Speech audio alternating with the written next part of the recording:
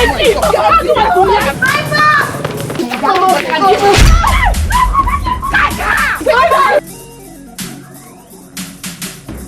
suggest you marry her. Oledo. You two know each other? Sweet rice!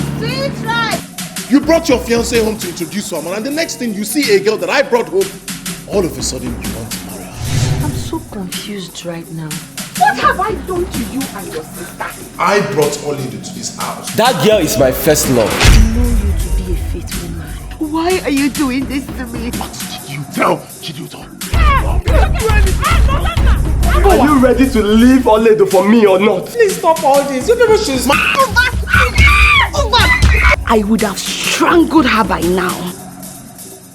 My love. Stop now, I'm not in love with her. If I hear love, just let if I wonder what you two saw in that girl that should be fighting over her like this. We should just forget about me and stop fighting each other. I give you 24 hours to provide my love.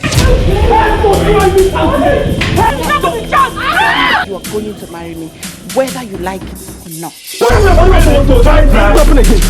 It will happen again. Please. Shoot both of us together.